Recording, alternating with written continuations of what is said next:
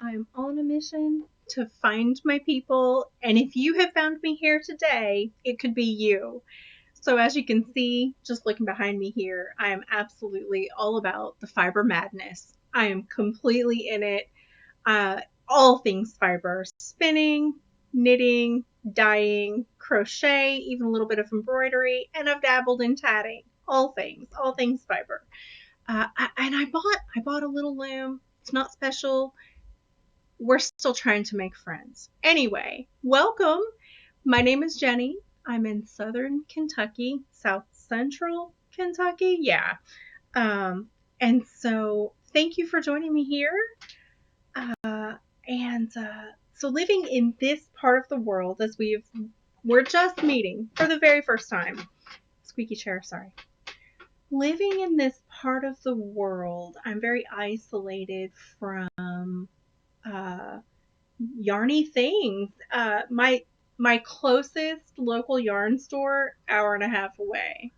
Clearly, I'm not running out to buy things just on a whim. That just doesn't happen. What I do have local to me are all kinds of wonderful sheep farms. And so naturally, that's guided my journey. Um, and so I can buy fleece on a whim, and I certainly do. We are joined here today in this room by no less than 10 fleeces, two llama, at least two alpaca, and the rest are various sheep breeds. Uh, Several of which I got to go and just choose on the sheep. Show up for shearing day, pick your fleece. Yes, yes, please. And so I have. And while I don't necessarily have a large collection of yarn, I certainly do always keep a collection of fleece on hand. Um, right here next to me. Oh my goodness. If only you could feel this Shetland. This was my very first time ever even spinning Shetland. And I bought this at a local farm right here local to me, like 20 minutes from my house. So that's a pretty good life. That's a pretty good life. I'm living in a sweet little spot.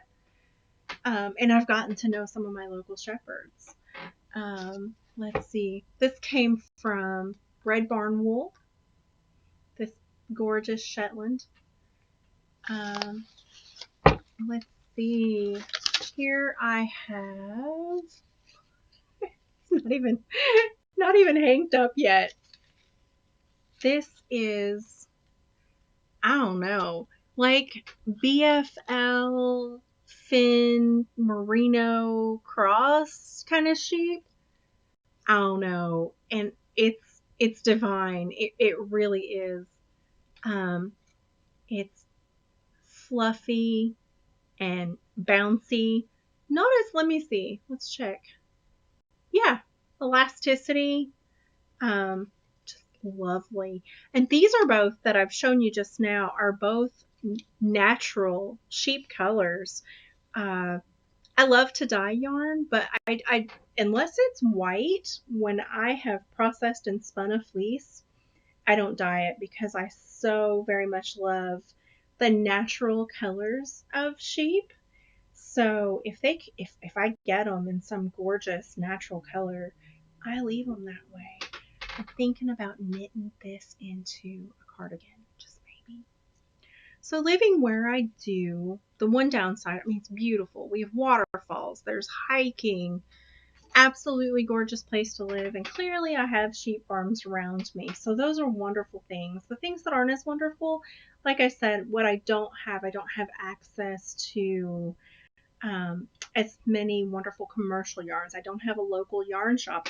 I don't know any spinners here. I don't know any knitters here. I have one girlfriend, really good, really close girlfriend, that spins and knits. She lives over an hour away from me, so I don't get to see her much. Um, so those things are things I don't have, and I'm certainly on here to find my people. I need community, absolutely in the worst way, because my husband is absolutely sick of hearing about any of this. And he's so supportive. He's even made made some of my processing tools for me, and complex tools at that. So he absolutely supports me every step of the way. And the poor man tries to listen as I go on and on for hours about the fleeces that I'm working with, or the yarn that I'm working with. But you know what? I know he's a little tired of it. He's very sweet. He's very kind. But I can see his eyes glaze over when I just go on and on about the properties of a fleece or a yarn that I'm working with. And I know it all looks the same to him too, because he isn't handling it. He doesn't absolutely love it. Of course, I'm touching it while we speak.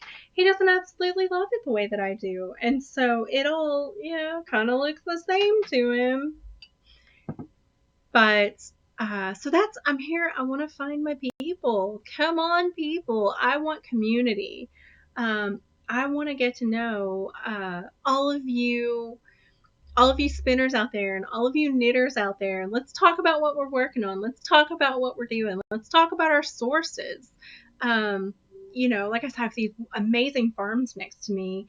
Red Barnwool is where I get my Shetland from, and Cabin Hollow Farm is where I find my crosses that I love so much. Oh my goodness.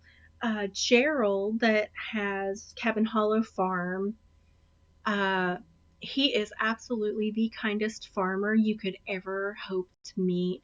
He supports other local sheep farmers in their endeavors, answers their questions. I mean, he's like on call night and day during lambing season. And he's just the sweetest person. I got to go over and love on lambs this year, and he's like, yeah, cool, give me a call, let me know you're coming, but you're welcome to like drop over and just hang out with the sheep. I mean, does it get any better than that? It's wonderful. So all these good things that I am absolutely taking advantage of where I live. And I haven't even begun to tell you about the Kentucky Sheep and Wool Festival that happens annually in Lexington, Kentucky.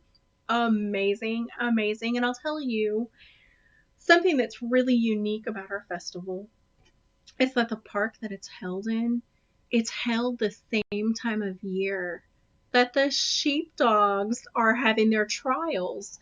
So yeah, I scoop up whatever amazing things that I'm looking for at the festival each year. And it's quaint, which again, I adore that about it. So I scoop up what I'm looking for, bring my little lawn chair with me, walk across to the other side of the park, sit and watch sheepdogs perform trials while I'm knitting and having a cool beverage.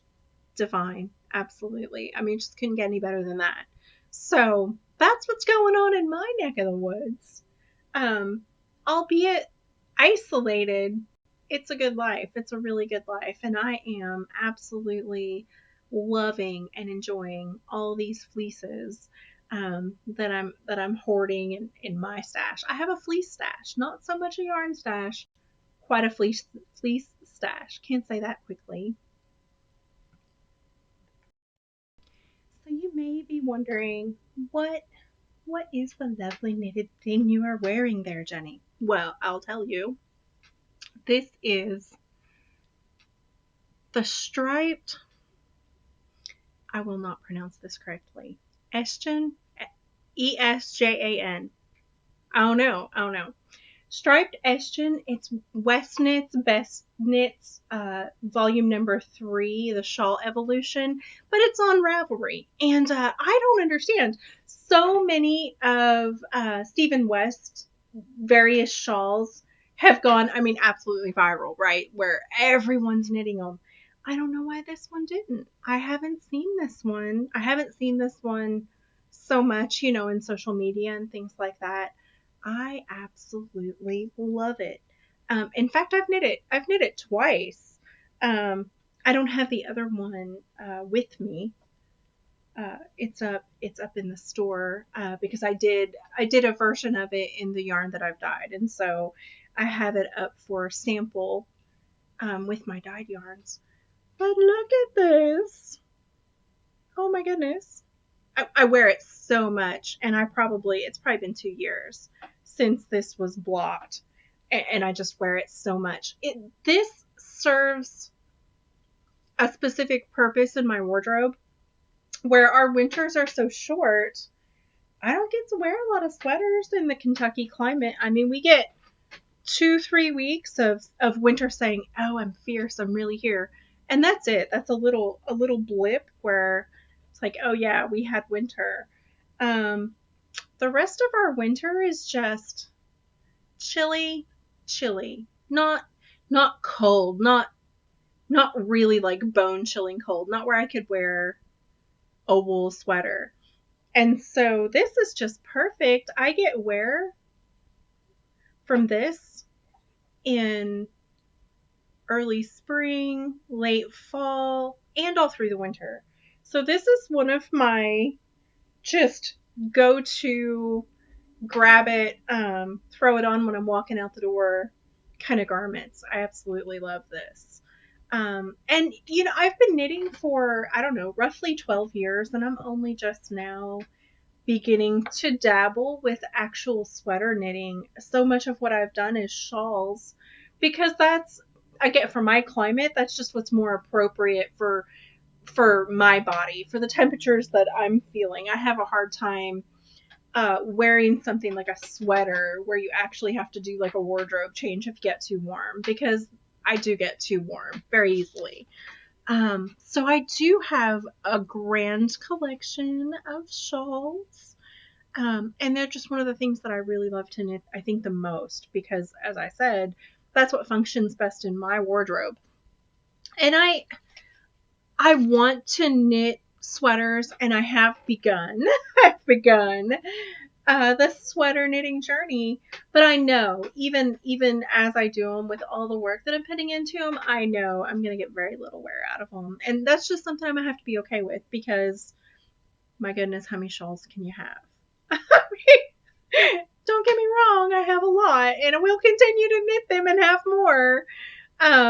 But yeah, let's mix it up. Let's throw a few sweaters in there.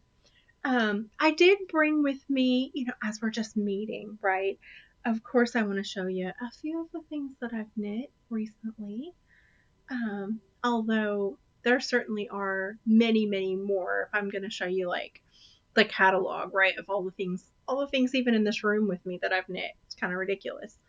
But I'll show you a few things. And I'm not necessarily like a fast knitter. So if I'm going to come on here on any kind of regular basis whatsoever, I'm certainly going to have to include some of the backlog, because otherwise you'll lose interest. I don't think I knit quickly enough to come on here frequently with new things fresh off the needles. That's just probably not very doable for me. One of the things that I have knit probably within the past year,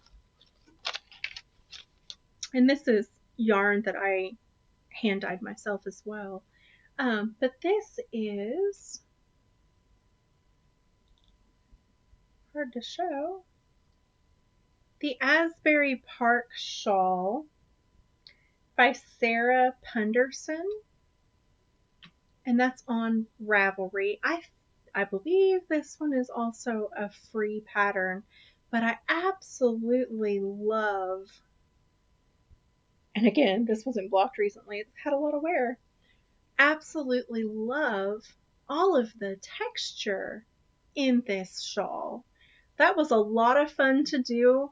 There was never any time of being bored, because you'd really get going with one piece of the pattern, and then boom, it's going to change. So it was a really fun knit. It just flew off the needles for me, because that spoke to what I love in knitting a pattern. Yeah, and it's this fingering weight, and so it's this super lightweight, easy to wear, just fun little knit. And it's not so tiny. Like, I don't think it's as small as what the Sophie. I haven't knit the Sophie shawl. I don't think this is as small as what the Sophie shawl looks like to me. So yeah, I'm loving that.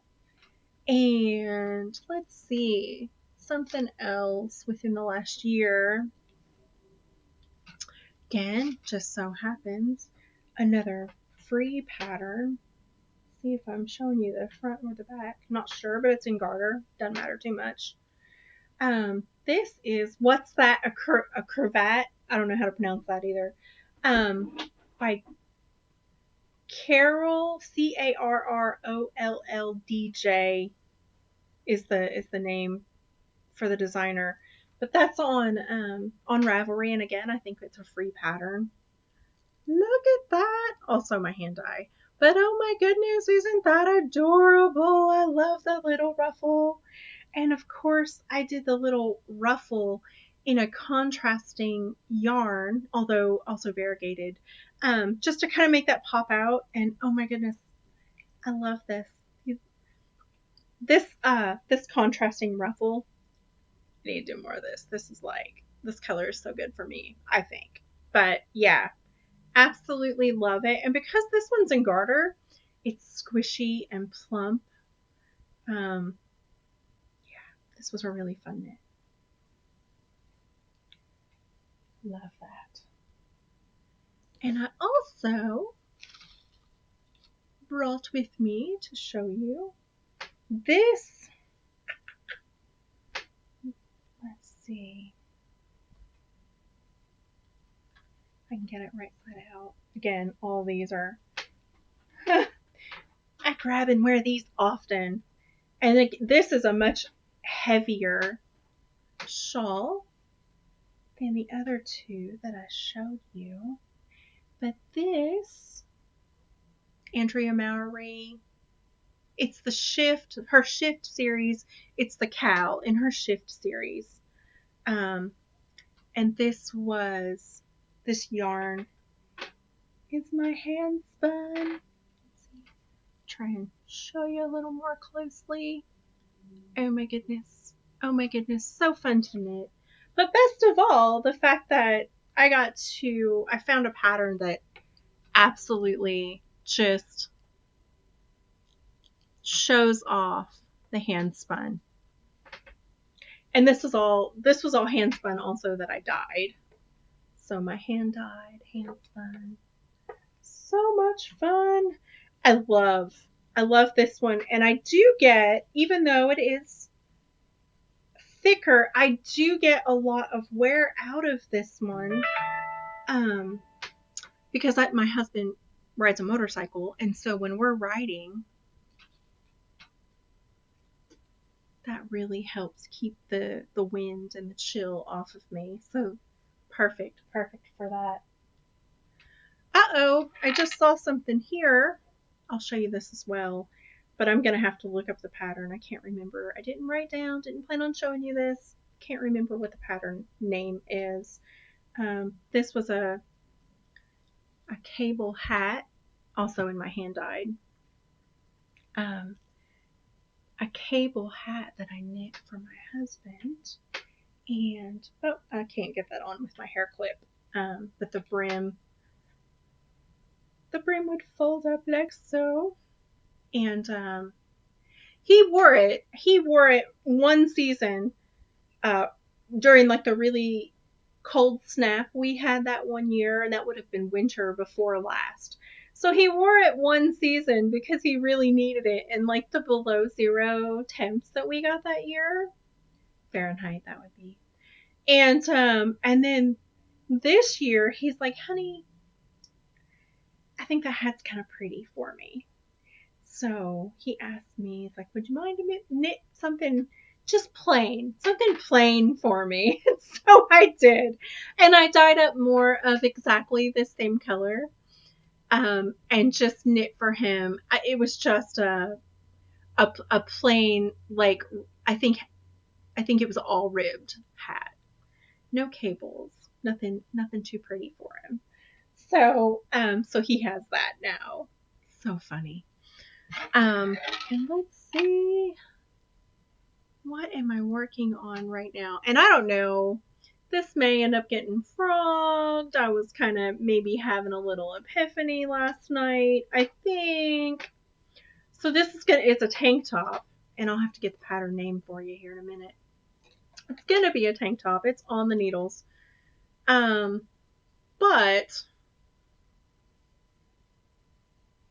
I had an epiphany last night while I was knitting on this.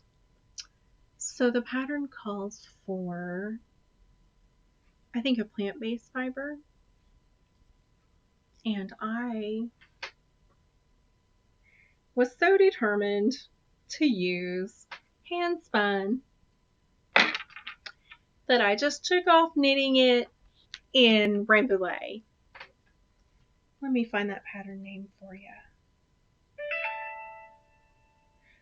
It's the Hawthorne Tank. And let me see who that's by.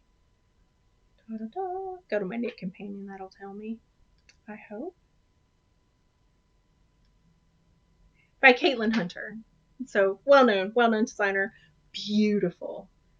Absolutely beautiful tank. Let me pull it up here in Ravelry so I can show you what it's supposed to look like.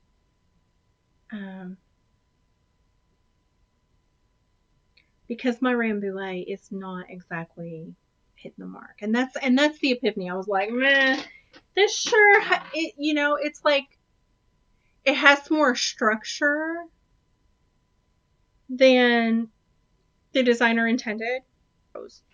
Here we go. Find the camera. Hawthorne Tank.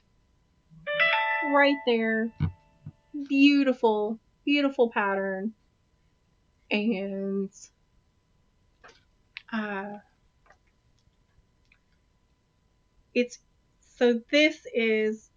it's intended for fingering weight. 24 stitch is the gauge and 28 rows to be done on the body of it would be size 3 needle US. Let's see what kind of yarn they used. Suggested yarn,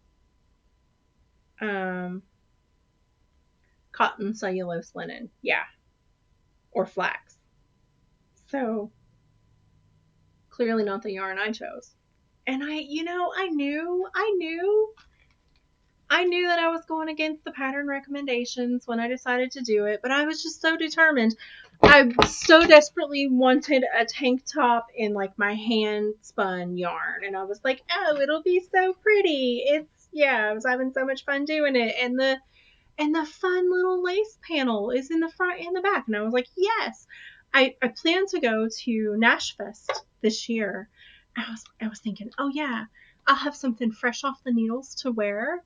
How wonderful, how fun. But no. I think I haven't made my mind up yet if I'm going to keep knitting it and just wear it. even though it's going to be like structured and just doesn't have the drape that a plant-based fiber would. So we'll see how that goes. It's hard for me to stop knitting it because I am enjoying the knit, and so it's hard for me to just give that up. And I don't have any. Oh, I'm lying to you. I was gonna say I don't have any plant-based fibers on hand, but no, that's a lie. I do. I have bare plant-based fibers on hand that I would need to dye if I were going to knit this tank top with it. And so maybe that'll happen. We'll see. Okay, friends. So one of the final things I'll show you today, and I think I actually finished it last year and then decided I needed to redo the lace work on the hem and the cuffs. And so I was like, wow, I can do better because they just didn't look so good to me. So I decided to redo them. So I did finish a sweater this year because I tanked those back and completely redid the hem lace and then the lace on the cuffs in the year 2026. So this is kind of fresh off the needles, but my house 2026 is already been a year for me, you all. Like, I'm not going to get into that, but whatever your 2026 is looking like so far, goodness, I hope it's been better than mine. As a result, my home is a bit topsy-turvy right now, and I've been having a hard time finding a good space currently to block things due to the chaos that has ensued in my life for 2026. However, I did finish this. I just haven't blocked it yet, and of course, lace doesn't quite look right when it hasn't been blocked yet. This is the Lucrezia sweat blouse. Sorry, not sweater, blouse. By Fable Knitwear, and it's 2 strands of mohair held double, which I thought that could be really interesting. I don't have any garments that are made with that fiber content. So here we go. I won't be able to show it well. Da-da-da. It's got these floofy shoulders, which I thought are going to be so fun. I love that. And it has, it feels amazing. Has the lace work on the cuffs, and they kind of cinch in and billow out, and then the sleeve, which I know this all looks huge. I did do it with a good amount of positive ease. That's how I prefer to wear my clothes. But the sleeve kind of cinches in at the cuff, and then it comes down and blouses over the cuff a little, which is just gorgeous. It's very romantic knit. Who doesn't need that in their lives? And then, if I can get to it, let's see. The hem also has that same gorgeous lace work down around the hem. Let's see if I can hold this up. I don't know if I can get away from the camera far enough to do it.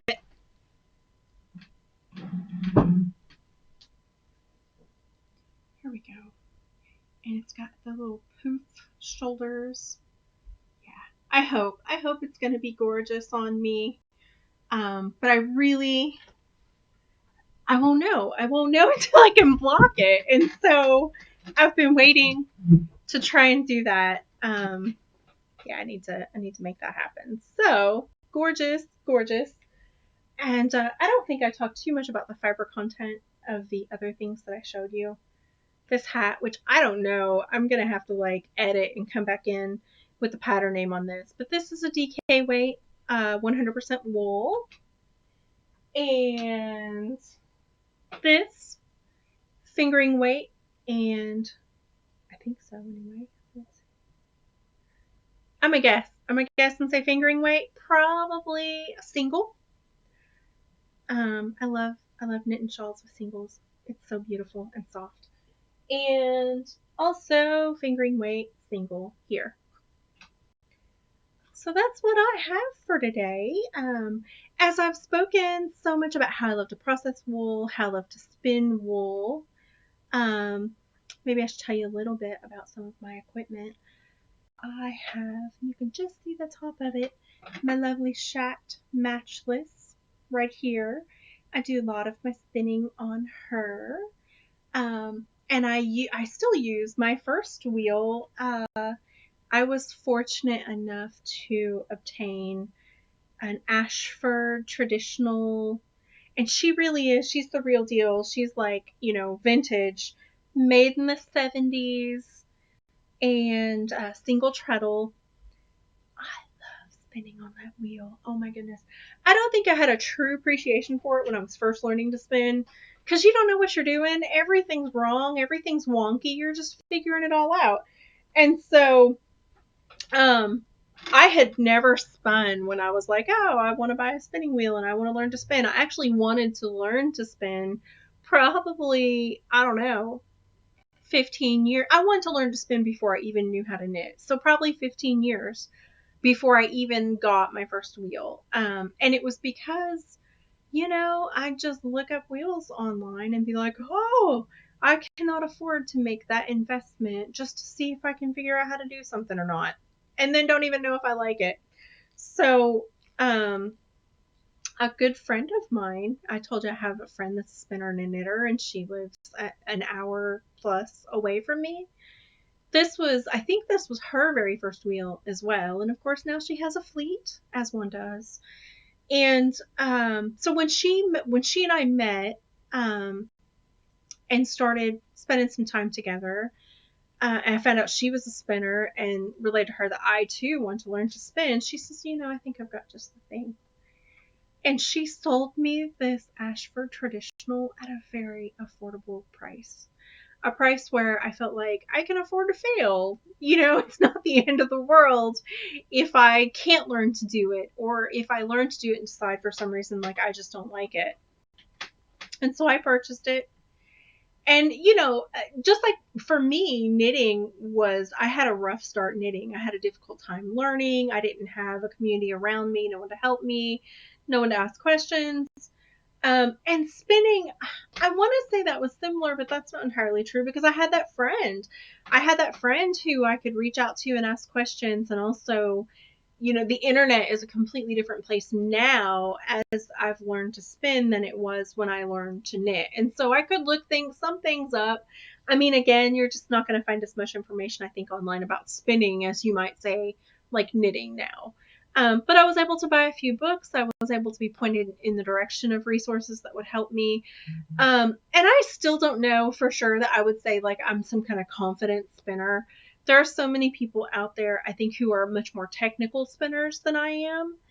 And I wouldn't, my skills don't stack up compared to theirs, but I spin yarn that I love, yarn that I use, yarn that I enjoy, and yarn that I want to make lots more of. And so in that respect, I'm an accomplished spinner. And so I was very fortunate. I met this friend who was willing to sell me a wheel at a price that I felt was very affordable, even for beginner and learning.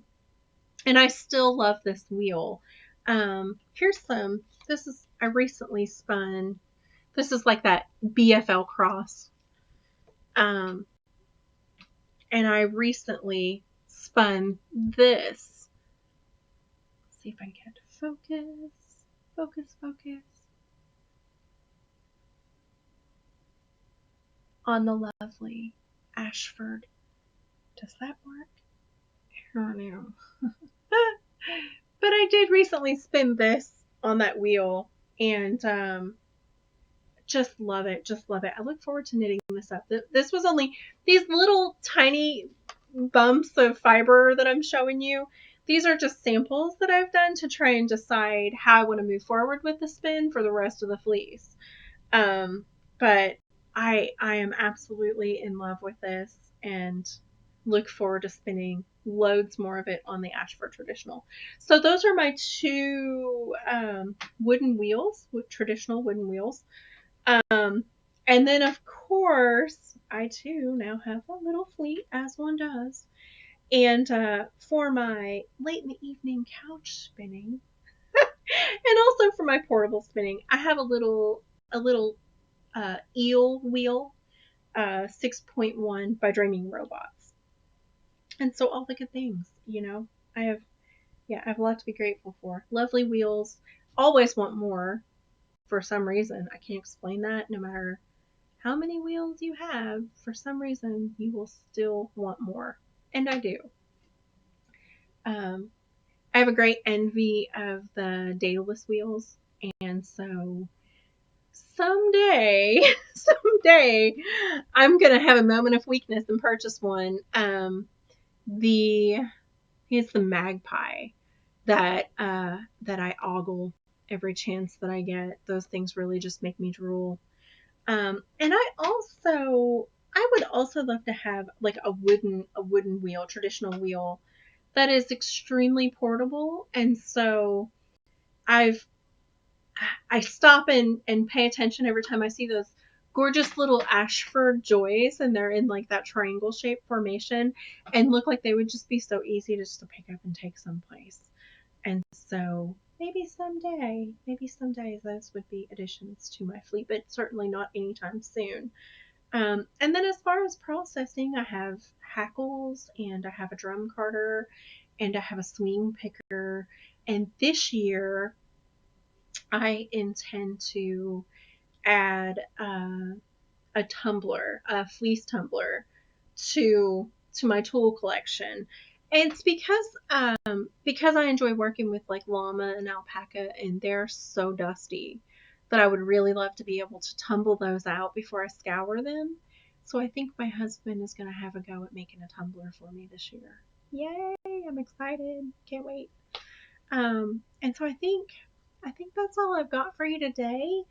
I would love to hear where you are, what you're working on. Um, if you have sheep farms around you, what kind of sheep? What have you got like this direct line to? Yeah, what's going on? What's going on in your neck of the woods? Eager to hear all about it, and I hope you've enjoyed the little bit I brought with me to share with you today. I'll hop back in, do some editing, maybe take some pics of like my spinning wheels, some things like that to share with you.